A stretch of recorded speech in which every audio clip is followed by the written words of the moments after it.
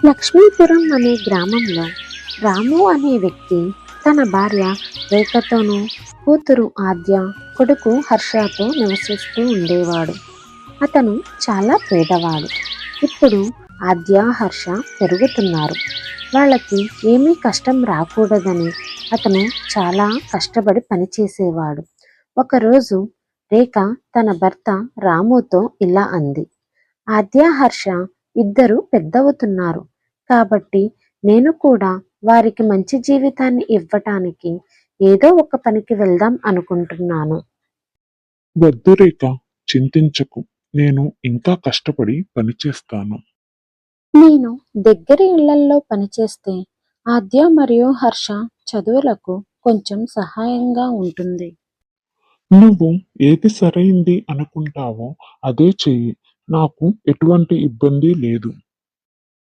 ఇప్పుడు రేఖ తాను నివసించే దగ్గర ఇళ్లల్లో పనిచేయటం ప్రారంభించింది. ఇప్పుడు రాము మరియు రేఖ ఇద్దరు సంతోషంగా జీవిస్తున్నారు.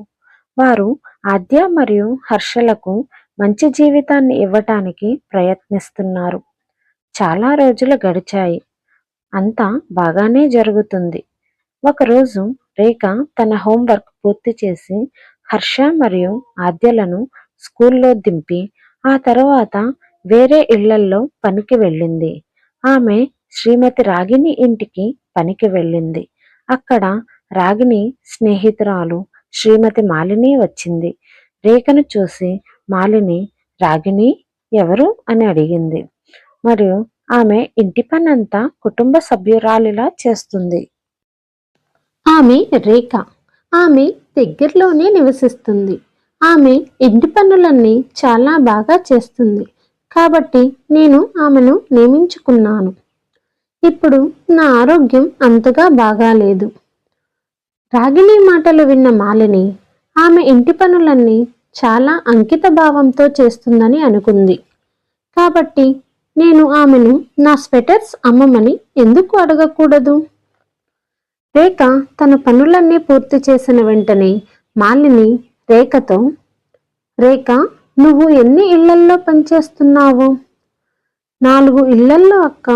మీరు నన్ను మీ ఇంట్లో పనిచేయాలనుకుంటే నాకు చెప్పండి, నేను వస్తాను. రేఖ, నేను స్వెటర్స్ తయారు చేసి అమ్ముతాను. కాబట్టి నువ్వు నా స్వెటర్ ఎందుకు తీసుకుని అమ్మకూడదు? అక్క, నీ స్వెటర్లు కొని అమ్మడానికి నా దగ్గర తగినంత డబ్బు లేదు. హో లేదు, నేను వాటిని తయారు చేసి నీకు ఇస్తాను. నువ్వు వాటిని అమ్మి తర్వాత డబ్బు నాకు ఇవ్వవచ్చు. ఇదంతా విని రాగిణి రేఖతో ఇలా అంది: ఆద్య మరియు హర్ష వచ్చే వరకు మీరు సాయంత్రం పూట దీనిని చేయవచ్చు. లాభాలు తక్కువగా ఉండవచ్చు, కానీ పర్వాలేదు. తర్వాత మాలినికి డబ్బు ఇవ్వవచ్చు. సరే అక్క. ఇప్పుడు మాలిని రేఖకు కొన్ని స్వెటర్లు ఇచ్చింది మరియు రేఖ వాటిని అమ్మే పని ప్రారంభించింది. మాలిని వివిధ రకాల స్వెటర్స్ తయారు చేయటం ప్రారంభించింది. కాబట్టి రేఖ వాటిని కూడా అమ్మటం ప్రారంభించింది. ఒకరోజు రేఖ స్వెటర్లు అమ్మటానికి ఒక భవనానికి వెళ్ళి అక్కడ ఒక మహిళను కలిసింది. అక్క, నేను వేరు స్వెటర్లు మరియు షోపీసులు అమ్ముతాను. అక్క, వీటిని ఒకసారి చూడొచ్చు కదా? నేను కొనాలనుకోవటం లేదు, కానీ ఇప్పుడు నువ్వు చాలా పట్టుబడుతున్నావు కాబట్టి సరే, నేను చూస్తాను. ఇదిగో మీనొదినా, గీతొదినా, రమ్య, ఇక్కడికి రండి. ఈ మహిళ డిజైనర్ స్వెటర్లను చూపిస్తుంది. వాటిని చూద్దాము రండి. అక్కడ గుమ్మిగూడిన భవనము నుండి మరికొంతమంది మహిళలు వచ్చి రేఖ చూపించే డిజైన్లను చూడటం ప్రారంభించారు. మహిళలు చాలా సంతోషించారు. వారిలో కొందరు స్వెటర్లను పక్కన పెట్టారు. ఆపై ఏమి చూపిస్తుందో చూద్దామని రేఖ చూపించే షోపీస్లను చూడటం ప్రారంభించారు. అవి అందరికీ నచ్చాయి.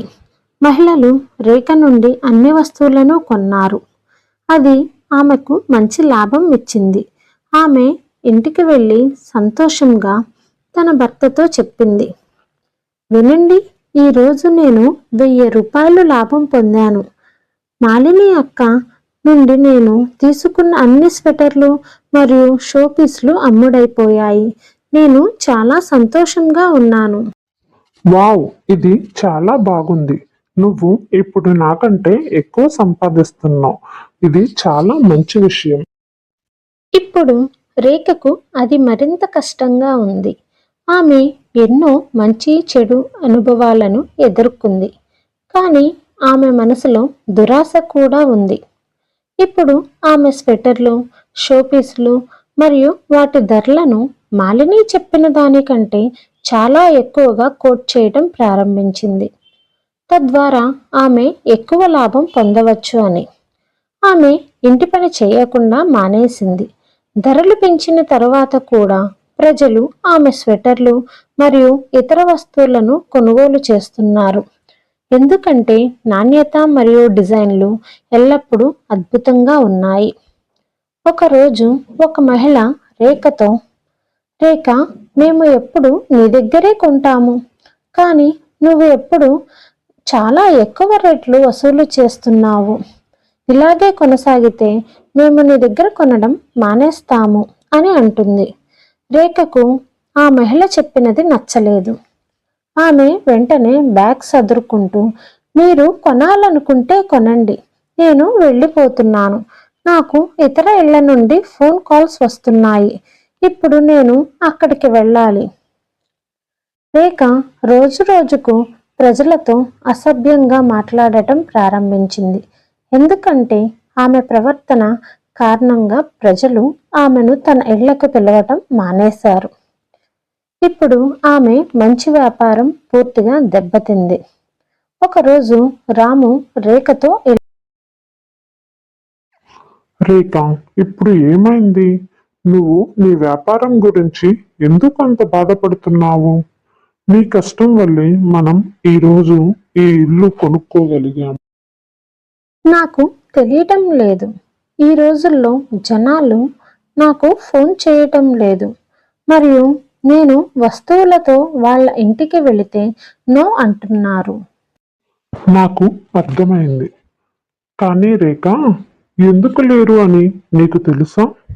నిన్న సాయంత్రం శ్యామ్ నాతో అన్నాడు, నువ్వు ప్రజలతో ఎలా మాట్లాడుతున్నావో, అందుకే ఇప్పుడు ప్రజలు అలా మాట్లాడుతున్నారు అని. మనం ఏదైనా పని చేస్తే మన గొంతు ఎల్లప్పుడూ మధురంగా ఉండాలి, పొగరుగా కాదు. రేఖ తన తప్పును గ్రహించింది. భర్తను క్షమించమని అడిగి అతని సలహా మేరకు కొత్తగా మొదలుపెట్టింది. నెమ్మదిగా ఆమె ఒక పెద్ద దుకాణం తెరిచింది. ఇప్పుడు వారి 2 పిల్లలు శ్రద్ధగా కష్టపడి చదువు పూర్తి చేశారు. మిత్రులారా, ఈ కథ నుండి మనం ఏదైనా పని చేస్తే మన నాలుకను అదుపులో ఉంచుకోవాలి మరియు మన మనసును నెమ్మదిగా ఉంచుకోవాలని నేర్చుకుంటాము.